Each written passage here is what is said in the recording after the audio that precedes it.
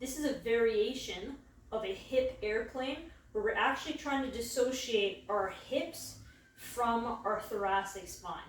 So we're only focusing on moving at our hips. You're going to hold on to a fixed object. We want a nice straight line to begin from head to toe.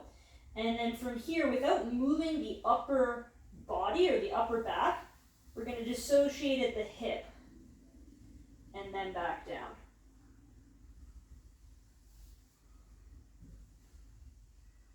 So it's a really small movement. And my back will move a little bit, but the intent is to not move it.